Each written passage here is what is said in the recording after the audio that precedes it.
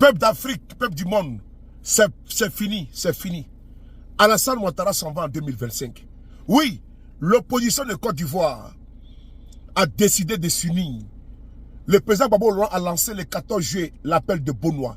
L'appel a été entendu. Guillaume Soro a dit oui. Les autres partis ont été approchés. Ils sont d'accord. Oui, ils sont d'accord pour marcher ensemble. Parce que c'est l'union pour débarrasser la Côte d'Ivoire du RDR en 2025. Les intimidations, arrestations, enlèvements ne passeront pas. L'opposition est vent debout pour mettre fin à 15 ans de prévarication, 15 ans de détournement des données publiques, 15 ans de paupérisation, 15 ans de pillage, 15 ans de rattrapage ethnique, 15 ans de nomination de ses proches, de ses neveux, de ses nièces, de sa famille, de ses copains et coquins.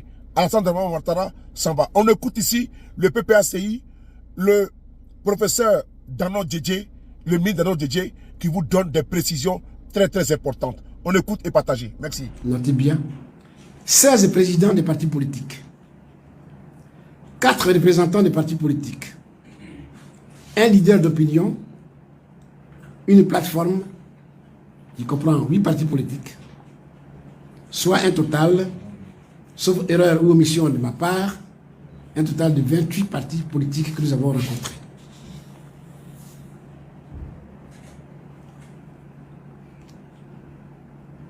Les consultations ne s'arrêtent pas aujourd'hui. Nous continuons d'échanger avec les leaders politiques, avec ceux ou celles qui sont intéressés par cet appel. On le fera donc dans les jours à venir. Après aujourd'hui, certainement demain ou après-demain, j'ai encore d'autres rencontres. Et je veux vous rassurer. Parce que la question me sera posée, si je ne le dis pas maintenant. Dans quelques jours, je rencontre le président de COGEP. Je ne l'ai pas rencontré plus tôt parce qu'il n'était pas en Côte d'Ivoire. Il vient d'arriver. On a pris rendez-vous. Je vais le rencontrer. Ça évite une question. Les partis politiques que nous avons rencontrés, je vais vous les citer, chers amis. Nous avons rencontré M. Niava Henry pour l'Union des sociodémocrates, USD. Nous avons rencontré M. Kamala Dominique pour le mouvement alternatif citoyen, MNC. Nous avons rencontré M. Assielou Florent pour l'Alliance pour la République Côte d'Ivoire, APRCI. Nous avons rencontré Mme Danielle Boni-Claveri pour l'Union républicaine pour la démocratie, URD. Nous avons rencontré M. Doumbia Timoko pour le Rassemblement pour la paix, RPP. Nous avons rencontré Maître Blessy pour le compte du PDCI-RDA. Nous avons rencontré M. Anaki Kobena, un leader politique. Nous avons rencontré M. Dabé Nogbo du Front patriotique panafricain, FPP. Nous avons rencontré M. Kwame Désiré de l'Union pour le rayonnement de la Côte d'Ivoire, URCI. Nous avons rencontré M. Touré Bakari, le Parti africain de la Renaissance ivoirienne, Paris. Nous avons rencontré M. Nayobo Yves pour l'intégrité et conscience nationale, ICON. Nous avons rencontré M. Loulou Yoro du Parti de la Renaissance démocratique et du développement, PRDD. Nous avons rencontré M. Afi Nguessan du Front populaire ivoirien. Nous avons rencontré M. Diria Mombeo du mouvement des nationalistes ivoiriens, MNI. Nous avons rencontré Mme Simone Eivé du mouvement des générations capables, MGC. Nous avons rencontré M. Asia Pierre Constant pour le Parti citoyen, pour le Parti des citoyens déterminés, PACID. Nous avons rencontré M. Koulibaly Klimalo pour le Rassemblement du peuple de Côte d'Ivoire, RPCI. Nous avons rencontré M. Aïzi Daniel pour le Parti ivoirien des travailleurs, PIT. Nous avons rencontré M. Kaye Eric, pour l'Alliance ivoirienne, pour la République et la démocratie, AIRD. Nous avons rencontré M. Dibe Baka Théodore pour le Rassemblement pour la démocratie et la paix, RDP. Et j'ai dit tantôt, nous avons rencontré une plateforme, la plateforme ANC. Voilà donc les personnalités que nous avons rencontrées. Nous nous sommes dit des choses et des bonnes choses. Ils ont tous affirmé leur adhésion à cet appel. Et je vais donc à ce niveau-là ne pas tout rater dans le détail que chacun a dit, mais globalement vous dire que presque tous les responsables rencontrés ont accueilli favorablement cet appel. Ils ont donné leur accord de principe ou leur accord total. Ils ont tous souhaité connaître les modalités de ce rassemblement, tout en laissant parfois, tout en faisant parfois des propositions qui vont de la constitution d'une union de la gauche à la formation d'un front commun de lutte. Ils ont tous exprimé leur impatience pour la formation ou la formalisation du rassemblement. Ici, je dois dire, chers amis, que l'appel du président Laurent Gbagbo au rassemblement a créé un réel engouement. Et cela nous donne beaucoup d'espoir. Au jour d'aujourd'hui encore, des gens m'appellent pour être reçus. J'allais même dire, je suis un peu débordé, mais c'est pour la bonne cause. Donc, sur ce point, je voulais dire qu'il était un moment, il fallait que le président Laurent Gbagbo donne un message. Ce message, il a donné à Benoît, c'est le message du rassemblement des forces politiques de la Côte d'Ivoire pour lutter, et que d'ici 2025, aux élections présidentielles, le pouvoir d'aujourd'hui ne puisse plus nous gouverner. Merci beaucoup. Merci beaucoup, chers amis. Nous allons essayer de répondre à vos préoccupations. La première question de RFI, c'est bien ça, hein? L'appel de Guillaume Soro, nous l'avons accueilli avec beaucoup de plaisir. Parce que vous voyez, un appel ainsi lancé, qui est soutenu par les Ivoiriens, que d'aucuns pourraient dire qu'il ne peut pas répondre à cet appel et qu'il répond depuis son exil. J'avoue que ça nous fait chaud au cœur. Ça veut dire que les Ivoiriens ont quelque chose en commun et ils veulent que ce pays se retrouve, se rassemble. C'est ça, la réponse de Guillaume Soro, c'est cela que ça m'inspire. Donc sur cette base-là, il faut les saluer, il faut les féliciter et il faut les remercier pour avoir fait cet appel en disant qu'ils sont favorables à l'appel du président Laurent Gbagbo. Les consultés, j'ai dû omettre certainement, sans les nommer, comme j'ai précisé, les présidents des partis politiques qu'on a rencontrés, c'est peut-être pour ça que le nom n'est pas sorti. Mais ils ont répondu. Mais sans être allés vers, ils ont répondu. Si j'étais allé vers, ils allaient d'accord répondre.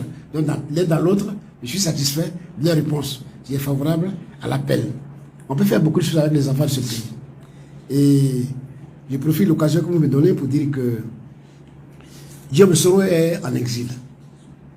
Et nous, PPACI, avec le président Laurent Gbagbo en tête, nous insurgeons cause du fait que Guillaume Soro soit en exil. Il a été premier ministre de ce pays, il a été président de l'Assemblée nationale de ce pays, il a joué un grand rôle dans ce pays, il a créé son parti politique et aujourd'hui il est en exil. Or, la constitution ivoirienne interdit à tout citoyen ivoirien de se retrouver en exil. Pourquoi on doit être en exil? C'est un problème qu'il faut qu'on règle. Donc nous dénonçons déjà le fait que Soro Diop soit en exil. Deuxièmement, Soro Diop a créé un parti politique qu'on appelle le GPS. C'est bien ça, hein? Je ne me trompe pas. Je vous dis que ce parti politique est interdit. Là aussi, je ne comprends pas. On se dit dans un pays de liberté, de démocratie, et on interdit des partis politiques. C'est inconcevable. Ça ne va pas ensemble. On ne peut pas être à la fois démocrate, et dans un pays de droit, et dans un pays de liberté, et empêcher les citoyens de s'exprimer. En supprimant, en interdisant un parti politique, on empêche des milliers et des milliers de personnes de s'exprimer. Parce qu'à partir d'un parti politique, on s'exprime. Donc ce n'est pas bon qu'on interdise les partis politiques. Et là aussi, c'est une bataille qu'il faut qu'on mène pour que le parti de Guillaume Soro soit rétabli. Ça, c'est tout simple. Donc, les concernant, voilà ce que je peux dire. Deuxièmement, est-ce que nous tendons vers un candidat unique? Ça, c'est Diallo Aïssata. Non, on n'est pas à ce niveau-là. Hein. Le rassemblement, l'appel au rassemblement que le président Laurent Gbagbo a lancé, si vous l'avez bien écouté, il a dit, j'appelle toutes les personnalités, tous les acteurs politiques pour faire une chose, une seule chose. Faire en sorte que le régime de Ouattara ne soit plus là en 2025. C'est ça qu'il a dit. Il n'y a pas de débat autour de ça. Donc, tout ce qu'on appelle, c'est pour venir concourir à ce que ce pouvoir ne soit plus là en 2025. On n'est pas en train de chercher un candidat unique. Hein.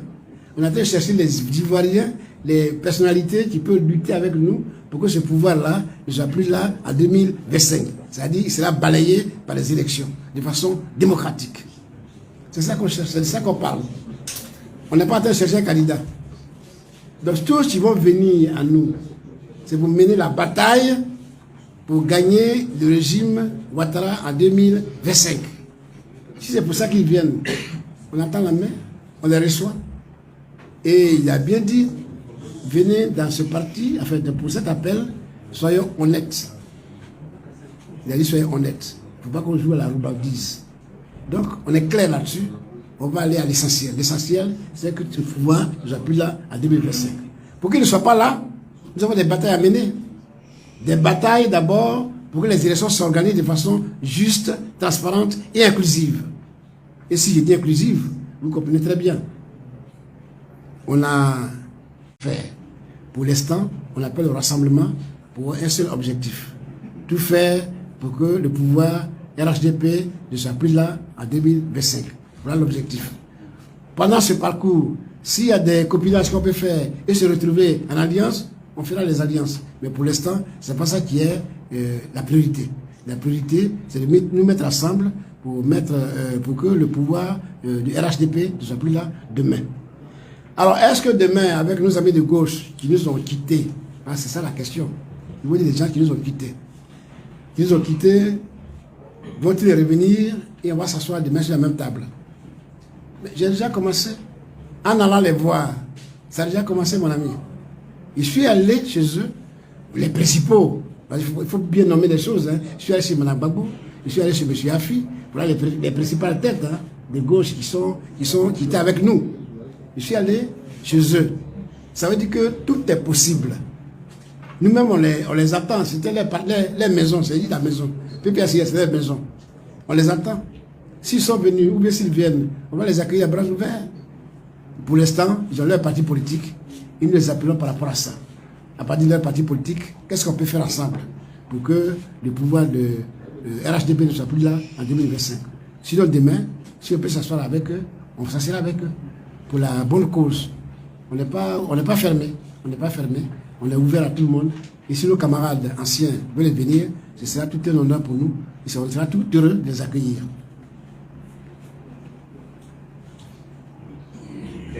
Alors, dernière question, il a dit, est-ce que tous les partis qu'on a rencontrés sont de gauche? Ou bien lui-même pense qu'ils sont de gauche?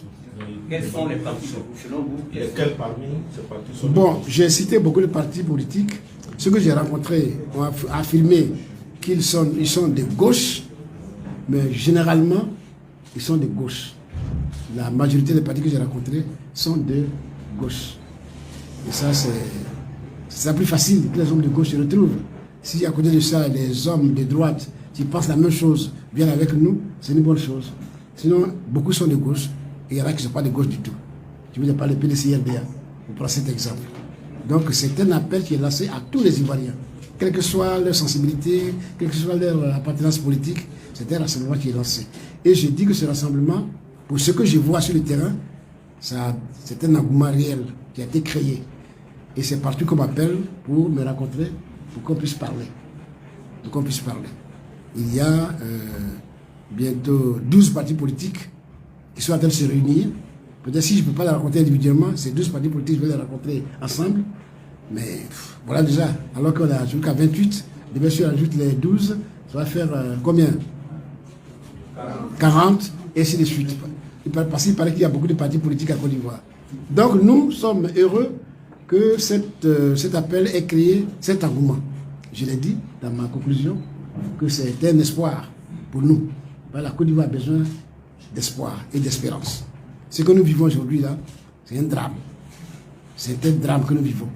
Et nous devons tout faire pour que le pays revienne à ses fondamentaux. Chers amis, c'était ça pour la première liste. C'était la première. Ok. Il y a encore une autre liste. On va passer à la deuxième liste.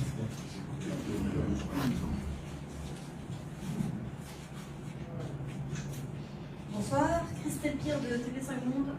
Quelle échéance vous donnez pour former cette coalition et lui donner des contours plus précis?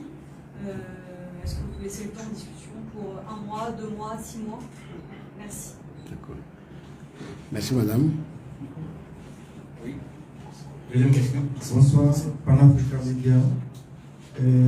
Parmi tout ce que vous avez cité, nous avons certaines parties qui ont fait des accords avec, ont signé des accords avec le gouvernement. Sont-ils aujourd'hui prêts à faire le combat avec vous pour y s'en sortir?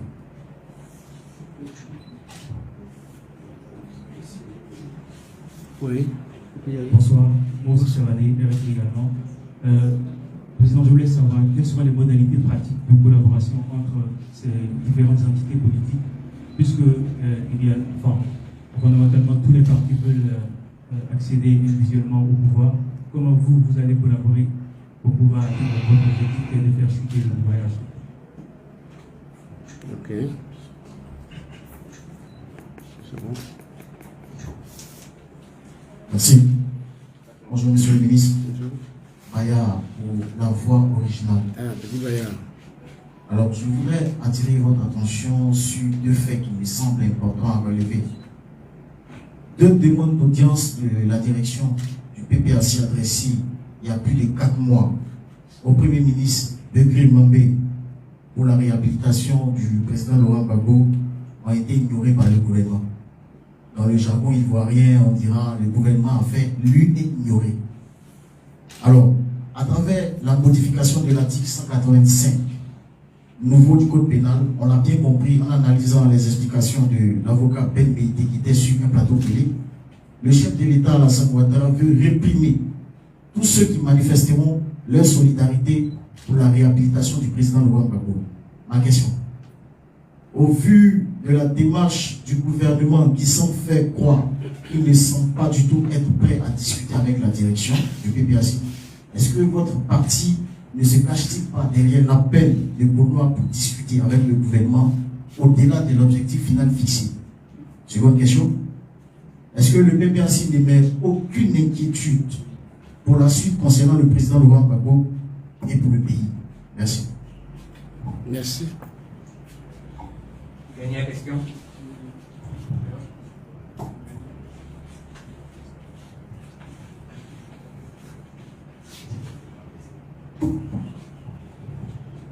Oui, je crois que c'est la Ok, d'accord.